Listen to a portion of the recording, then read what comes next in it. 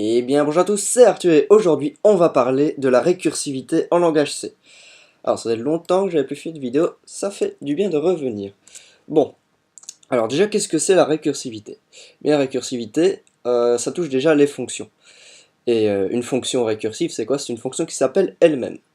Alors on va faire un petit exemple, je vais quand même prendre mes notes à côté, j'ai préparé un tout petit exemple. Hop, voilà, c'est aussi con que ça, c'est une fonction qui s'appelle elle-même la récursivité. Voilà, par exemple ceci, c'est une fonction qui va afficher les nombres de n jusqu'à 0 inclus. Ok, mais à la mode récursive, donc ce n'est pas une boucle ici. Alors je vais expliquer le code un petit peu. Ici donc on affiche le numéro qu'on veut afficher, et ensuite on appelle la même fonction qu'ici. Donc en gros elle va se réappeler elle-même. Sauf que le paramètre va changer, oups, il va être égal à n-1. Pourquoi? Eh bien une fois qu'on va arriver dans la fonction, donc il teste si n est plus grand ou égal à 0, mais ça on y revient juste après, on affiche n. Ensuite, on réappelle la fonction avec n-1. Du coup, on va revenir ici, ok. Mais ça, c'est pas la même fonction qui a été appelée. C'est une autre fonction, c'est un nouvel appel en gros, un nouveau contexte de la fonction. Et ensuite, on va revenir ici, sauf que ce sera plus n, ce sera n-1. Et on va réafficher n-1, enfin on va afficher n-1. Ensuite, il va y avoir n-2 dans ce cas-ci par rapport au premier appel. On va revenir dans la fonction jusqu'à ce que n soit plus petit que 0. Et là, il n'y aura plus d'appel récursif et la fonction va se terminer. Et les différents appels vont tous se terminer comme ceci. Alors ici c'est peut-être un petit peu du charabia, mais c'est juste pour montrer qu'on peut appeler une fonction on peut appeler une fonction dans cette même fonction. Je vais vous expliquer après vraiment comment est-ce qu'on raisonne pour faire ces fonctions récursives. Donc voilà, on voit bien que ça marche. On aurait pu faire une boucle évidemment, mais ça c'est juste pour un exemple. Maintenant je vais vous montrer vraiment ce que c'est. Alors, déjà, pour pratiquer la récursivité, il faut avoir des problèmes récursifs, des problèmes récurrents. On va prendre un exemple que j'aime beaucoup utiliser, c'est l'exemple de la factorielle. Alors, la factorielle, c'était quoi? Eh bien, imaginons nous avons n, on veut calculer la factorielle de n. En maths, ça s'écrit comme ceci, la factorielle de n. Bon, ici, on va appeler ça comme ceci, vu qu'on va créer une fonction factorielle. Alors, factorielle de n, c'est quoi? C'est ceci, donc fact n, c'est égal à quoi? C'est égal à n fois la factorielle de n-1. Que je rappelle, par exemple, la factorielle de 5, c'est égal à 5 fois 4 fois 3 fois 2 fois 1. D'accord? Et ça vaut 120. Okay.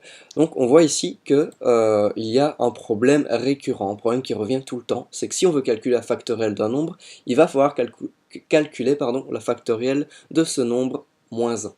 Et là, on a notre problème récurrent. Là, on a identifié notre problème récurrent. Maintenant, on peut essayer de le programmer, et vous verrez qu'il va y avoir un petit souci. Alors, en général, factoriel, on calcule ça sur des nombres non signés. On va appeler notre fonction fact, qui prend en paramètre un nombre non signé. Hop, voici. Et donc, on a dit, voilà, donc la factorielle, notre fonction factorielle doit retourner, justement, la factorielle de notre nombre n. Et la factorielle de notre nombre n, c'est quoi? C'est qu'on va retourner une valeur du coup, c'est n fois la factorielle de notre nombre moins 1. Voilà.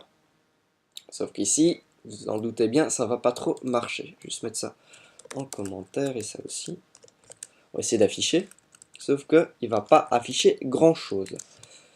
Pourcent %u, vu que c'est un non signé, factoriel 2, on va mettre factoriel de 5, c'est 120, ça au moins on sait la bonne valeur. Et là, il va y avoir un petit souci, segmentation fault. Pourquoi? Eh bien tout simplement parce que lorsqu'on appelle une fonction, je crois que je vous l'avais dit il y a quelques vidéos, lorsqu'on appelle une fonction, il y a des valeurs qui sont empilées dans ce qu'on appelle la pile, justement.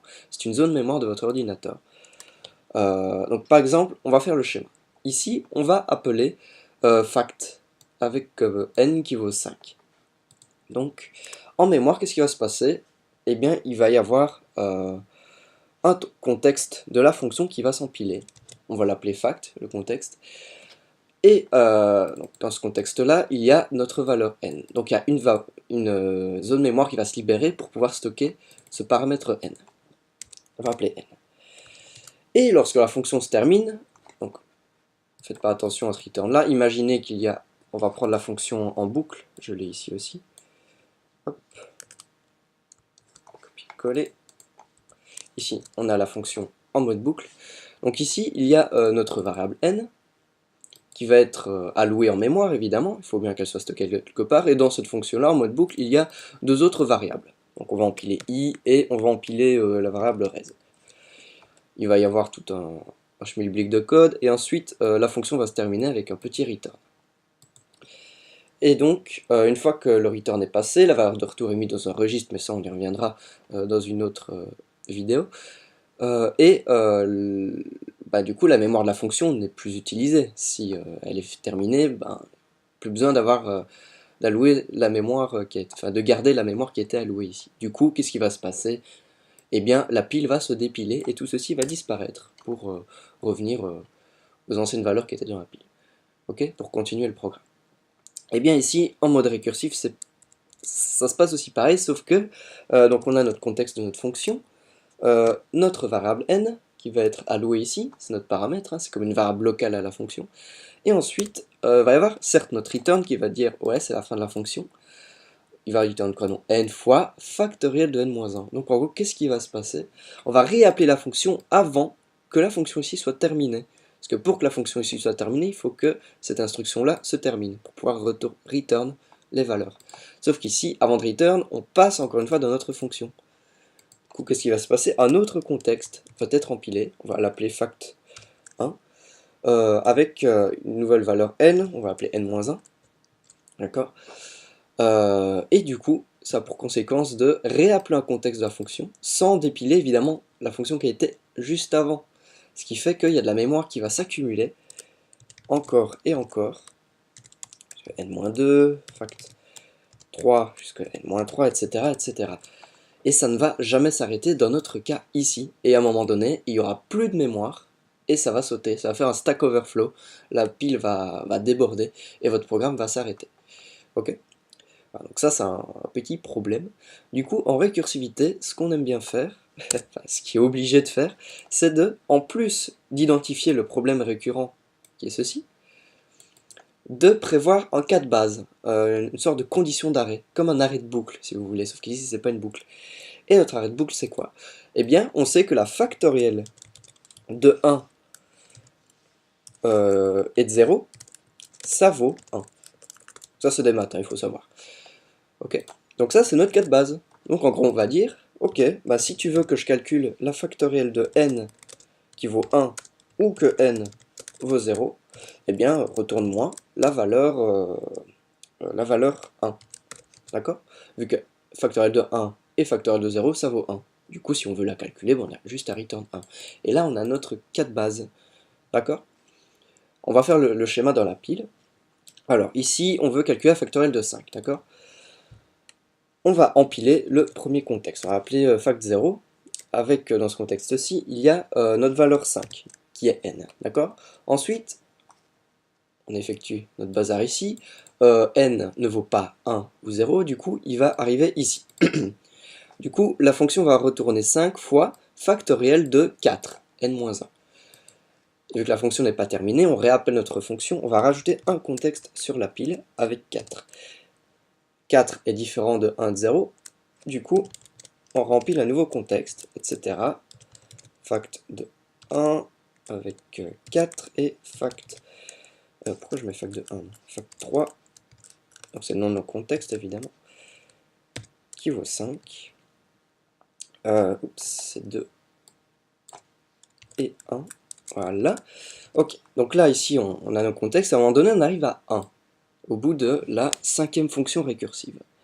On arrive à 1, donc qu'est-ce qu'il va faire? Ok, j'arrive bien là, donc je ne passe plus ici, il n'y a plus d'appel récursif, je suis bien à 1. Ce qu'il va faire, c'est du coup terminer la fonction, ce contexte-là, le contexte numéro 4. Du coup ici, il va faire quoi? Il va retourner 1, il va dépiler ça, qui n'a plus besoin de cette mémoire vu que la fonction est finie. Du coup, ensuite il va arriver à fact 3, il est ici, donc cette valeur-là on vient de la calculer, c'est 1. Du coup, il va retourner n fois 1, qui est dans ce cas-ci 2 fois 1, donc ça fait 2. Ensuite, il termine la fonction. 2 est retourné ici. Et dans cette fonction-là, le n vaut 3, du coup il va retourner 3 fois 2, ça fait 6, il va dépiler. Ensuite 6 fois 4, ça fait 24. Et ensuite 5, ici, fois 5 fois 24, ce qui nous fait bien, si je ne me trompe pas, 120. Et ensuite, on a fini les appels récursifs, on termine toutes les fonctions, et la valeur qui est retournée est bien 120. Normalement, si je n'ai pas fait de conneries dans ma fonction, on va vérifier ça. Hop. Et ce phénomène-là de remontée comme ceci, on appelle ça la remontée récursive. C'est vraiment le dépilage en fait de tous les contextes pour arriver à notre valeur de retour. Et là, ça fait bien 120. Donc voilà. Donc pour récapituler la démarche, on identifie le problème récursif, qui était ici n fois factoriel de n-1, et on identifie, il faut surtout pas l'oublier celui-là, le cas de base, pour pouvoir stopper la récursivité à un moment donné, sinon ça fait une récursivité infinie, et ça va exploser votre mémoire, comme on l'a vu juste ici. Ok, donc ça c'était un petit exemple tout simple, où il n'y a qu'une seule fonction récursive dans la fonction. Il peut bien évidemment y avoir plusieurs fonctions récursives dans la fonction elle-même. Hop. Mais ça on va le voir juste après. J'espère que vous avez bien compris. On identifie le problème récurrent et le cas de base. Vous pouvez même transformer n'importe quelle boucle en problème récursif, évidemment. Alors, donc je vous ai montré avec la pile. Alors évidemment, avec les boucles, ça ne fait pas ce problème-là, d'empiler des contextes encore et encore. Maintenant, si on mettait, par exemple, je sais pas, un factoriel de 100, hop, il va y avoir énormément de contextes. Tellement de contextes que... oui, la factorielle de 100, c'est énorme. Du coup, à mon avis, on dépasse même la capacité d'un unsigned, et du coup, on arrive à un moment donné à 0. Bon, ça, c'est pas un problème de maths, ça, c'est plus un problème d'espace de stockage. Du coup, on va peut-être pas faire avec factoriel de 100, on va faire avec Fibonacci. Juste après, ce sera nettement plus parlant. Hop, voilà. Donc ça, c'était exemple avec la factorielle. Alors, maintenant, on peut parler aussi des inconvénients et des avantages de la récursivité. Alors, l'inconvénient, c'est quoi? Eh bien, c'est, dans ce cas ici, enfin même dans tous les cas récursifs, c'est le problème de la mémoire, hein, on vient de le voir. La récursivité prend énormément de mémoire, ok, vu que ça va empiler plein de contextes sur la pile. Et ça on verra dans les vidéos sur l'assembleur, hein, ça sera beaucoup plus parlant. Ici je vous ai fait des petites représentations schématiques vite fait, mais c'est comme ça que ça se passe en mémoire, et c'est très très mauvais, parce que vous avez de grandes chances de faire un stack overflow, soit un segmentation fault dans ce cas-ci. Et le deuxième inconvénient, c'est le temps d'exécution. Ici on l'a pas vu parce que c'était assez rapide, un factoriel de 5, c'est pas non plus, il n'y a pas énormément d'appels récursifs. Certes, il y en a beaucoup, hein, énormément. Je crois qu'il y en a même une bonne trentaine, je sais pas, j'ai pas compté, mais ça doit être ça. Voire plus. Non, je crois qu'il y en a même plus que ça. Donc imaginez 50 appels de la fonction. C'est quand même énorme par rapport à un seul dans le cas des boucles. C'est quand même vachement énorme. Et quel est l'avantage justement des appels récursifs? Bah franchement, à part de visionner le problème, c'est vraiment un problème de vision de problème, parce que franchement je préfère coder ceci plutôt que, je vais le reprendre ici, merde, je crois que je l'avais effacé, ah non c'est bon, il est là. Donc ça c'est version boucle, je trouve ça plus casse-couille de faire en mode boucle plutôt qu'en mode récursif. J'ai une meilleure vision pour voir le problème récurrent plutôt que de voir le problème en mode boucle. Voilà, c'est ça l'avantage de la récursivité, c'est d'identifier le problème. On voit mieux le problème en mode récursif plutôt qu'en mode itératif avec les boucles. Voilà, ça c'est le seul avantage, hein. Il n'y a aucun avantage de performance, hein, dans la récursivité. Le seul moment où la récursivité est indispensable, il y a des algorithmes comme ça qui demandent que la récursivité, c'est par exemple lorsqu'on parle d'arbres binaires. C'est pour ça que je fais la vidéo de récursivité maintenant, c'est que la prochaine sera sur les arbres binaires, et on aura besoin de la récursivité. Voilà. Alors maintenant on va prendre un autre exemple qui est vachement cool, c'est mon préféré celui-là. c'est l'exemple de Fibonacci. Alors Fibonacci, c'est quoi la suite de Fibonacci? C'est une suite de nombres, hein. J'ai l'algorithme ici en mode boucle. On va représenter la suite de Fibonacci, on va dire les 10 premiers nombres de Fibonacci. Hop, donc plus petit que 10, i plus, et là on va afficher Fibonacci des 10 premiers nombres. Donc fib de i, voilà. On montre un petit peu à quoi ressemble la suite de Fibonacci. Voilà, donc ça, ce sont les 10 premiers nombres, 0 jusqu'à 34. C'est la suite de Fibonacci. Alors, c'est encore un petit problème de maths, hein, évidemment. Fibonacci, c'est quoi? Une toute petite formule, vraiment toute conne. Je regarde quand même mes notes, voir si je n'oublie rien. Fibonacci, si vous voulez calculer Fibonacci de n, eh bien vous devez calculer Fibonacci de n-1 plus Fibonacci de n-2. Alors là, le problème récurrent est très visible. C'est quoi? C'est justement ça. Vous voulez créer une fonction qui calcule Fibonacci de n, eh bien vous devrez retourner la valeur de Fibonacci de n-1 plus la valeur de Fibonacci de n-2. Voilà, c'était à l'image de notre factoriel qui était juste avant, qui était de, on va le remettre, on peut faire un petit parallèle, de n fois factoriel de n-1. Voilà. Ici, on voit bien aussi le problème récursif qui est là, et le problème récursif qui est là. C'est très visible. On voit directement le problème, alors que pour faire Fibonacci en boucle, c'est légèrement plus, faut un peu plus se creuser la tête. Ok, mais ça c'est nettement plus efficace. On va voir ça maintenant. Du coup, on va programmer notre Fibonacci. On va garder celui-ci. On va appeler Fibonacci unsigned fib rec pour Fibonacci récursif. Hop. Ok, donc comme on a dit ici, c'est quoi? On va return. Comme tout à l'heure, on faisait return de n fois factoriel de n-1, ici on va faire return de quoi? De Fibonacci de n-1 plus Fibonacci de n-2. Donc ça, faut retenir cette petite formule-là, hein. C'est pas moi qui l'ai inventé, évidemment. Sauf qu'ici, évidemment, vous l'aurez compris, ici on a juste identifié le problème récurrent. Ce qu'il faut aussi, c'est identifier le cas de base, donc le cas pour sortir de notre descente récursive. Pouvoir pratiquer la remontée récursive par après. Parce que si on n'arrête pas la descente, il n'y aura pas de remontée et on n'aura pas notre valeur voulue. On avait vu que pour la factorielle, le cas de base c'était fac de 0 et de 1, ça valait 1. Ça on savait. Et bien pour Fibonacci, le cas de base c'était Fibonacci de 0, ça vaut 0. Et Fibonacci de 1, ça vaut 1. Ok. Voilà, il ne reste plus qu'à programmer ceci. On dit que notre cas de base, c'est si n vaut 0 ou que n vaut 1, eh bien tu vas return n du coup. Vu que Fibonacci de 0, ça vaut 0, Fibonacci de 1, ça vaut 1. Du coup, autant retourner n.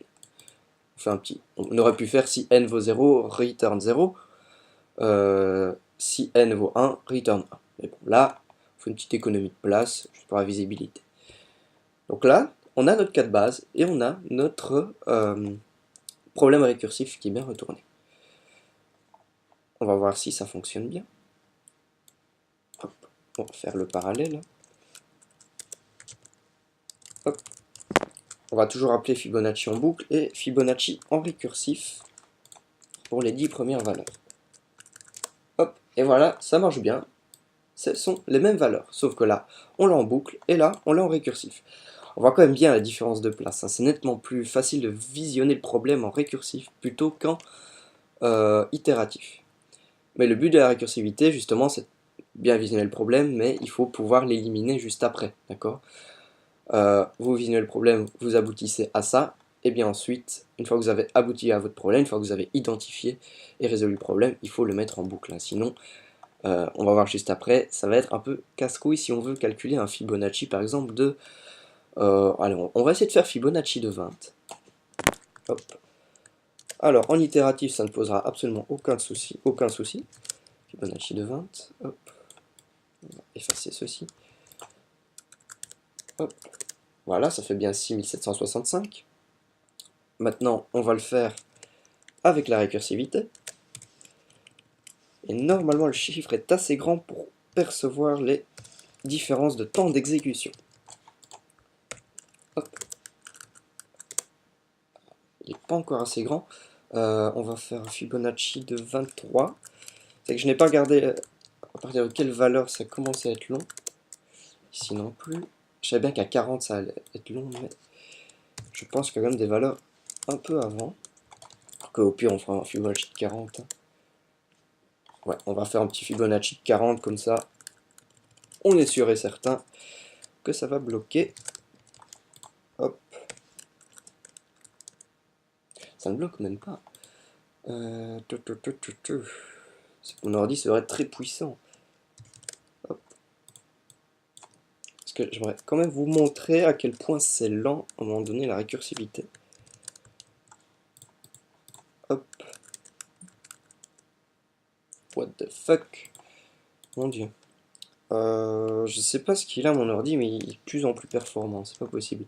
Je me rappelle avant, quand j'essayais de faire ce Fibonacci là, à 40 il mettait vachement plus de temps.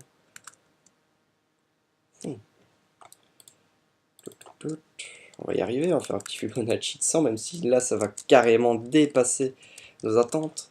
Et justement, pour éviter ça, on va mettre un long. Hop. Side long. Hop. Je me rappelais que c'était vachement plus long que ça. Ah bah oui, vous savez pourquoi? Je sais pourquoi ça ne marche pas. C'est parce que j'ai appelé la mauvaise fonction. C'est Fibonacci récursif que je dois appeler.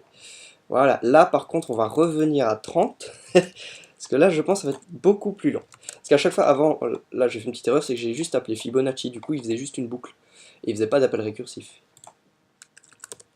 Hop, et là, voilà, c'est encore... Bon, allez, on va prendre le 40. Excusez-moi, j'aurais dû identifier le chiffre avant de faire la vidéo. Mais tant pis. Ah, et là, voilà. Là, on a vu, ça prenait vachement plus de temps. Ici, ça prend quelques millisecondes, à peine. Et là, ça a pris quasi une seconde. Même une seconde, on va refaire l'exécution. Ouais, même plus qu'une seconde, vous voyez? Pourquoi? Eh bien, parce qu'à chaque fois que vous appelez une fonction, votre programme va aller chercher votre fonction à un certain endroit en mémoire. Et le temps qu'il est recherché, ben, ça prend du temps, justement. C'est pas juste des petits problèmes arithmétiques ici, où on fait des plus, des moins. Ici, il faut vraiment appeler la fonction, aller la chercher. Et c'est le fait d'aller chercher la fonction qui va prendre du temps. Et ici, on fait énormément d'appels récursifs. Vraiment énormément. Un appel de la fonction va engendrer potentiellement deux appels récursifs de la fonction, etc. etc. C'est exponentiel, ça va aller très très loin. Il y a énormément d'appels qui se font. D'ailleurs, on peut afficher le nombre d'appels, faire %d, et on va créer une variable statique. Rien à voir avec l'algorithme, c'est juste pour que vous voyez le nombre d'appels qui s'affiche. On va initialiser à 1 et on va afficher l'appel. Et on va faire de même ici. Hop, on va appeler J par contre. Hop, voilà, on va afficher le nombre d'appels non récursifs. Voilà. Et ici ce sera récursif. Voilà. Ok. Alors ça risque de prendre du temps. Si on fait 40, on va faire avec Fibonacci de 10. Parce que faire un printf prend énormément de temps. Du coup, ça risque de prendre une éternité. Hop. Alors, c'est parti. Et voilà. Là, il y a eu 177 appels de Fibonacci. Fibonacci récursif. Et évidemment, il n'y a eu qu'un seul appel du non récursif. Donc, vous imaginez bien le temps d'exécution peut être potentiellement multiplié par 177 en termes d'appels. Et c'est vachement énorme. Et encore, je n'ai fait que Fibonacci de 10. On va essayer Fibonacci de 20. Donc Fibonacci de 10, ça faisait 177 appels récursifs. Énormément de temps. Et là, Fibonacci de 20, c'est 21 891. Ce qui est vachement énorme. Je vais juste faire un petit calcul avec Python. Donc c'est 177 au carré, ça faisait quoi? Ouais, non, je regardais juste, je suis pas très bon en maths, je voulais calculer un truc, mais c'est pas grave. Hop. Donc là, on a bien vu que ça prenait vachement plus d'appels. On va faire l'expérience avec 25 maintenant. Sachant que c'est toujours un seul appel pour le... Ah oui, il y a tellement d'appels qu'il ne veut plus monter au-dessus. Hop. Il n'y a qu'un seul appel pour le Fibonacci classique, évidemment, vu que c'est en boucle. Alors ici, par contre, ça risque de prendre vachement plus de temps. Ici, 242 785 appels, c'est énorme. Et le Fibonacci de 40, qui avait... Je ne sais plus si c'était 30-40 qu'on avait fait tout à l'heure. Fibonacci de 40, par contre, là, ça va prendre encore plus de temps. Vachement plus de temps. Il y a même moyen qu'il fasse un Stack Overflow. On va attendre un petit peu, encore quelques secondes. Et là, on voit que les appels s'enchaînent. Mon ordi commence à chauffer. Il n'aime pas ça. Donc voilà, l'appel récursif, la récursivité en général, c'est pas très très bon. Ça permet vraiment de visionner les problèmes. Mais au-delà de ça, c'est pas tip top. Bon, là, je crois qu'on va arrêter le massacre. Ouh là là là là. Ça va dépasser le million. Hop. Ouais, ça a dépassé les millions, même, on est même à 8 millions et des, et c'est pas fini. Hein. Alors, on va enlever l'affichage. C'est surtout l'affichage hein, qui prend du temps. Tout à l'heure, ça s'était arrêté, mais là... Hop. On va voir ce qui se passe quand on fait 100, sans affichage, évidemment. Alors, si vous voulez calculer Fibonacci de 100 dans vos programmes, on va voir que en boucle, ça le fait instantanément, mais en mode récursif, même là, ça va prendre masse de temps. Et je me rends ça va pas prendre quelques minutes, voire quelques heures, et ça peut aller jusqu'à quelques jours, si la valeur est assez grande. Mais là, ça va jamais s'arrêter, du coup on va le couper, mais c'est vraiment pour vous montrer que le récursif, ne faites jamais ça, c'est vraiment pour voir, identifier plus facilement le problème qu'on fait comme ça. Ou alors si on n'a vraiment pas le choix. Donc voilà, petit résumé sur la récursivité. Pour faire un algorithme récursif, il faut identifier le problème récurrent, donc le problème qui revient tout le temps. Dans le cas de Fibonacci, eh bien, si vous voulez calculer Fibonacci de n, il va falloir faire Fibonacci de n-1 plus Fibonacci de n-2. Donc il y a un problème récurrent ici. Et calculer le cas de base, donc le cas qui va permettre d'arrêter la descente récursive. Et dans notre cas ici, c'est n égale 0 ou n égale 1. Mais là, il va falloir retourner n. On va faire un léger petit schéma pour l'appel. Si on veut faire Fibonacci de 3, imaginons on ne va pas aller très loin. Qu'est-ce qui va se passer? On va appeler notre contexte, on va l'appeler C1. N va être empilé. Ensuite, N qui va valoir 3, on va mettre 3 plutôt, c'est plus efficace. 3 est différent de 0 et 1. Du coup, on va appeler quoi? On va appeler d'abord, évidemment, on va appeler Fibonacci de n-1. Du coup, on va avoir le contexte numéro 2 avec 2. Et dans ce contexte-là, 2 est encore différent de ça, on va réappeler Fibonacci de n-1. Du coup, contexte numéro 3, il y aura 1, d'accord? 1, c'est bon, il va rentrer dedans, il va y avoir 1 qui va être retourné. On dépile ceci. On revient à ce contexte numéro 2. Ici, nous avons 1 plus, ici. Alors, je vais m'embrouiller dans mes contextes, là. Alors, nous avions eu 2, donc où il y aura 1 ici, et il va y avoir 0 ici. Donc, pareil, on va réempiler un nouveau contexte, on va l'appeler contexte 3, du coup. Et le n vaut 0, 0 va être retourné, d'accord? Hop. On revient à notre contexte numéro 2, nous avons 1 plus 0, donc il va retourner 1 plus 0, donc soit 1. On va dépiler ceci. On arrive ici, ceci vaut 1, d'accord? Et là, on arrive à un deuxième contexte qui vaut 1 aussi, vu qu'ici c'était 2, puis là c'était 1. Et on savait que Fibonacci de 1, c'était 1 aussi, donc contexte numéro 2, on a 1, on dépile, donc ça fait 1 plus 1. Fibonacci de 3 vaut donc, normalement, si je ne me trompe pas, 1 plus 1 égale 2. Voilà. Donc c'est bon. Bon, j'espère que vous avez compris ici, c'était pas évident, vu qu'il y avait une double récursivité. Il faut bien visualiser les choses. Faites peut-être sur votre feuille, pour bien visualiser le problème, un petit peu les arbres. de récursivité. Et vous verrez, ça ira beaucoup mieux. Voilu. Alors, donc rien qu'ici, il y a eu pas mal d'appels récursifs. Et beaucoup d'appels. Ok, donc je crois que c'est terminé. Maintenant qu'on a vu ça... Ah oui, un petit truc en plus qui est vachement drôle. Vous pouvez faire ceci. Bon, ça dépend de votre compilateur. Hein. Vous avez votre fonction main, hein, c'est qu'une fonction. Vous faites un petit traitement. Et vous appelez votre fonction main, pourquoi pas. Et voilà, donc là, c'est une récursive infinie. Du coup, à un moment donné, il n'y aura plus de place, hein, évidemment. Donc voilà, ça fait Stack Overflow, mais vous pouvez appeler main en mode récursif aussi. Je suis sûr et certain qu'il y a moyen comment dire, de faire des algorithmes assez intéressants. D'ailleurs, on va tester quelque chose. Alors, je sais pas pourquoi je l'appelle U. Voilà, donc on crée une variable statique du coup qui est commune à toutes les fonctions main. Maintenant, est-ce qu'ici ça va marcher? Je ne sais pas, on va créer un cas de base.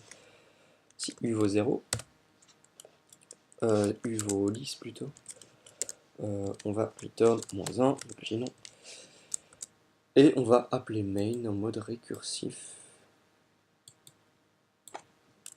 En récursif terminal. Quand je dis récursif terminal, ça veut dire qu'on le return vraiment à la fin.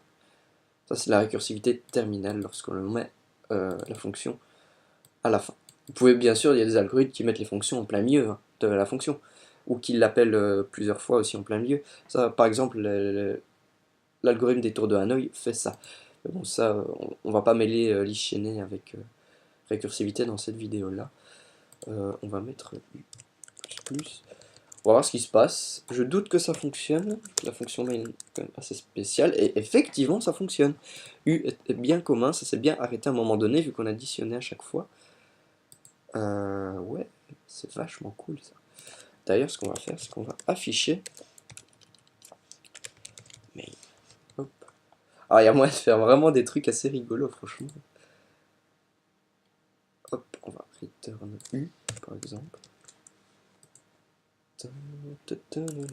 Alors, on fait n'importe quoi un petit peu, et voilà, ça marche, il y a des trucs assez bizarres qui se passent.